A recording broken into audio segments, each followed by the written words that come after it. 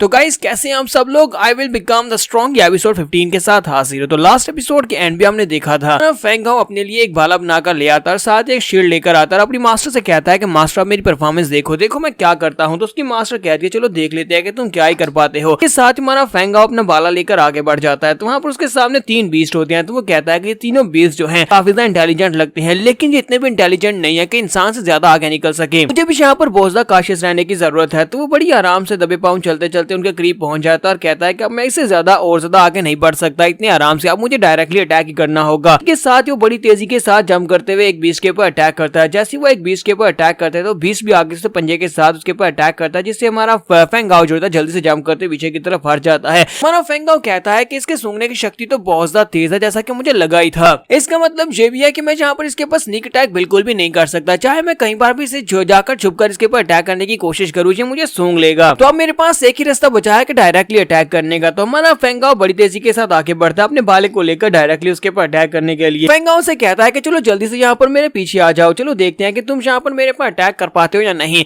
तो वो beast monster जो होता है यानी फ्लेम मॉन्स्टर जो होता है उनमें से एक उसके ऊपर अटैक करने के लिए आगे बढ़ता है। जैसे वो भागता है उसके ऊपर अटैक करने के लिए उसके करीब पहुंचता है तो हमारा फेंग हाओ अपने भाले को उसकी बॉडी के अंदर दंसा देता है। वो नीचे वाली साइड पे झुकते हुए उसकी बॉडी के नीचे से उसके अंदर काफी सारे स्टैब करता है। काफी सारे स्टैब होने की वजह से वो बीस्ट भी वहां पर चिल्लाना शुरू कर देता है। वो जोर जोर से चिल्ला रहा होता है। तुम्हारा फेंग हाओ कहता है कि तुम्हें यहाँ पर कैसा महसूस हो रहा है। मैंने तुम्हारी जैसे एक फ्लेम बीस्ट को मारा था और उसकी हड्डियों के साथ यहाँ पर इस भाले को बनाया है, और यही हड्डी जो तुम्हारी दोस्त की थी वो तुम्हारी बॉडी के अंदर जा रही है। लेकिन लगता नहीं है कि तुम इतनी आसानी के साथ यहाँ पर मरने वाले हो। और इसी के साथ ही वो अपनी शील्ड के साथ उसे मारता है। जब वो शील्ड के साथ पंच मारता है तो इसी के साथ ही बीस्ट नीचे की तरफ गिरता है। जब वो नीचे की तरफ गिरता है तुम्हारा फेंग हाओ अपने भाले को उसकी बॉडी के अंदर दंसा देता है और जो उसका फाइनल ब्लो होता है, जैसे उसका भाला उसकी बॉडी के अंदर दंसता है काफी सारा ब्लड निकलता है और वो फ्लेम बीस्ट वहीं पर मर जाता है। फेंग हाओ कहता है कि ये तो बहुत ज्यादा आसान था, मैं यहाँ पर एक फ्लेम बीस्ट के ऊपर अटैक कर रहा था लेकिन बाकी के दोनों मेरे पर अटैक क्यों नहीं कर रहे थे। इसी के साथ ही वो साइड के ऊपर देखता है कि वो दोनों फ्लेम बीस्ट जो होते हैं वो इसी दिन का इसी बात का इंतजार कर रहे थे। फेंग हाओ कहता है कि मेरी मास्टर ने बिल्कुल ठीक कहा था। मास्टर ने कहा था कि ये तीनों यहाँ पर एक साथ मिलकर इस एरिया को गार्ड कर रहे हैं, तो ये तीनों मिलकर भी अटैक कर सकते हैं। तो मैंने यहाँ पर एक को तो मार दिया, लेकिन बाकी के दोनों को आइसोलेट करना बहुत ज्यादा मुश्किल है। दोनों को अकेले अकेले नहीं मारा जा सकता,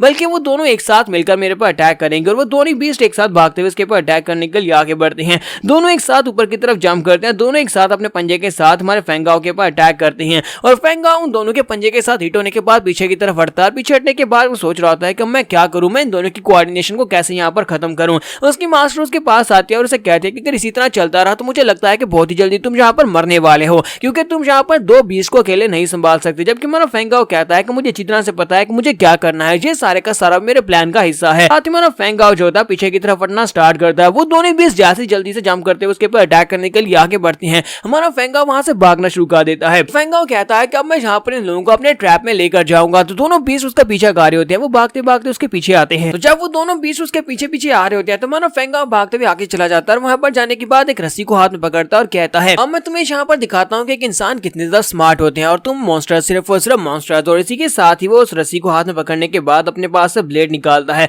और उस रस्सी को वहां पर खींचता है। जैसे वो उस रस्सी को वहां पर खींचता है तो साथ ही ग्राउंड के अंदर से बहुत सारे स्पाइक्स निकल आते हैं। लकड़ी के बने हुए काफी सारे स्पाइक्स ग्राउंड के अंदर से निकलते हैं, जिसकी वजह से वो दोनों बीस्ट वहीं पर रुक जाते हैं। वो एक घेरे के अंदर फंस जाते हैं। तो हमारा फेंग हाओ कहता है कि अब देखना मैं तुम्हारे साथ क्या करने वाला हूँ। तुम्हारी वो सारी एरोगेंस कहां पर चली गई जिससे तुम मेरा पीछा कर रहे थे। और साथ ही वो उस रस्सी को काट देता है। जब वो उस रस्सी को काटता है तो इसी के साथ ही साइड के ऊपर से रस्सी के साथ बंधा हुआ एक बड़ा सा लकड़ी का टुकड़ा जो होता है वो उनकी तरफ आगे बढ़ता है। तो वो रस्सी का टुकड़ा जो सॉरी लकड़ी का जो टुकड़ा होता है वो बड़ी तेजी के साथ उड़ता हुआ उन दोनों बीस्ट के साथ आकर टकराने लगा है। तो दोनों बीस्ट जो होते हैं वो जंप करते हुए साइड के ऊपर ताकि उस लकड़ी के टुकड़े के अटैक को अवॉइड कर सके। तुम्हारा फेंग हाओ कहता है कि अब काफी ज्यादा देर हो चुकी है, अब तुम यहाँ से भागकर तो बिल्कुल भी नहीं जा सकते, हालांकि तुमने यहाँ पर लकड़ी वाले अटैक को अवॉइड कर लिया। इसी के साथ ही वो कहता है कि मेरा असली प्लान ये नहीं था, बल्कि असली प्लान तो ग्राउंड पर है। और इसी के साथ ही नीचे का ग्राउंड टूटता है। जब ग्राउंड टूटता है तो वो दोनों बीस्ट ग्राउंड के अंदर गिर जाते हैं। उन दोनों के गिरने के बाद हमारा फेंग हाओ ऊपर पहुंच जाता है और कहता है कि अब देखो यहाँ पर से तुम कैसे निकल पाते हो, क्योंकि अब तुम दोनों यहाँ पर मरने वाले हो, तुम दोनों अब कुछ भी नहीं कर पाओगे।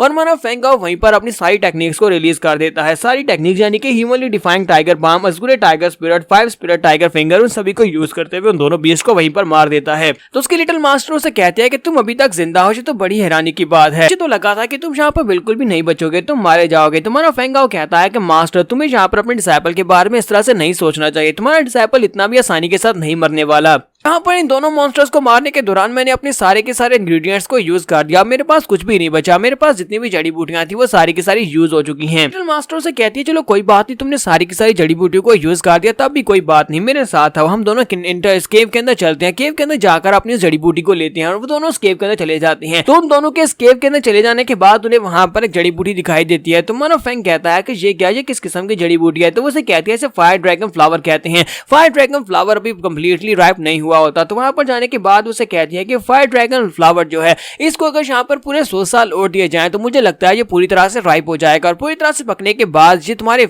ये बॉडी फैट्स को बहुत ही अच्छी तरह से बढ़ा सकता है, यानी कि ये किंग लेवल का एलिक्सर बन सकता है। फिलहाल के लिए ये किंग लेवल का एलिक्सर नहीं है। तुम्हारा फेंगा उसकी बात सुनने के बाद कहता है मास्टर क्या वाकई में ये किंग लेवल का एलिक्सर बन सकता है? तो इसका मतलब यह है कि हमें इसे यहीं पर छोड़ देना चाहिए और 100 साल बाद आकर इसे लेंगे। तो उसकी मास्टर से कहती है कि बेवकूफ, अपने चेहरे के एक्सप्रेशंस को ठीक करो, तुम बहुत ही गंदे लग रहे हो और ऊपर से क्या तुम्हें लगता है कि तुम 100 साल तक इंतजार कर सकते हो? 100 साल के बाद तुम वैसे ही यहाँ पर मर जाओगे, तो तुम्हें यहाँ पर और इंतजार करने की जरूरत नहीं है। फिलहाल के लिए इस फ्लावर को मैं अपने पास रख लेती हूँ और उस फ्लावर को अपने पास रख लेती है और कहती है चलो ठीक है, अब जल्दी से तुम यहाँ पर जड़ों को खोदना शुरू करो। फेंगाओ कहता है कि मैंने यहाँ पर अपनी जान को दांव पर लगाया, 3-20 के साथ फाइट की, तब यहाँ तक पहुंचा, लेकिन तुम यहाँ पर मेरे साथ बिल्कुल भी फेयर नहीं कर रही, इस जड़ी बूटी को मुझे दो। मास्टर से कहती है कि बकवास बंद करो, जैसा मैं तुम्हें कह रही हूँ बिल्कुल वैसे ही करो। मैं यहाँ पर तुम्हें ट्रेनिंग दे रही हूँ, मुझे बेहतर पता है कि तुम्हारे लिए क्या ठीक है और क्या नहीं। ज्यादा लालची मत बनो और जल्दी से यहाँ पर जड़ें खोदना शुरू करो। तुम्हारा फेंगाओ कहता है कि अच्छा ठीक है मास्टर, मैं करता हूँ। और साथ ही वो वहाँ पर ग्राउंड को खोदना शुरू करता है जहाँ पर उस पौधे की जड़ होती है। तो वो उसको खोदते खोदते ग्राउंड के अंदर चला जाता है। जैसे वो नीचे पहुंचता है तो वहाँ पर से लाइट निकलती है। तुम्हारा फेंगाओ कहता है कि लिटिल मास्टर ये क्या है? तो उसकी मास्टर से कहते हैं कि इसको वूजिंग कहते हैं। वूजिंग एक ऐसी चीज होती है जिसकी मदद से तुम अपनी एनर्जी को रिकवर कर सकते हो।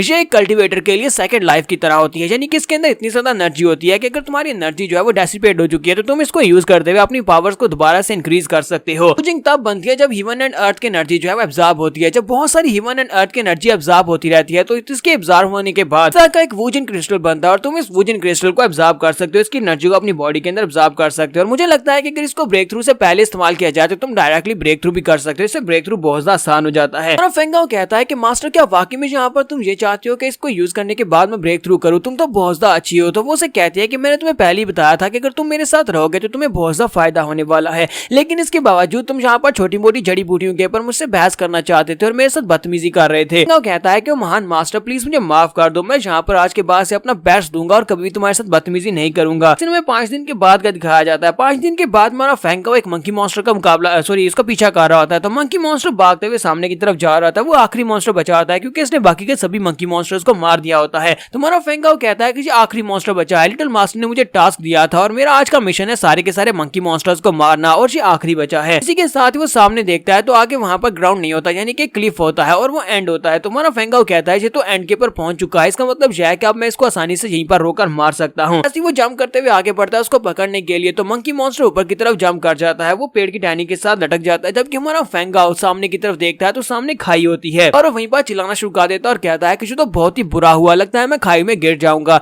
और यहाँ पर हम लोग अपनी एपिसोड 15 का एंड करेंगे। नेक्स्ट एपिसोड में देखेंगे क्या हमारा फेंगाओ खाई में गिर जाएगा और खाई में गिरने के बाद क्या होगा। एपिसोड की एक्सप्लेनेशन अच्छी लगी हो तो कमेंट करके जरूर बताइएगा। चैनल को सब्सक्राइब कर दे, वीडियो को लाइक और शेयर कर दे। शुक्रिया।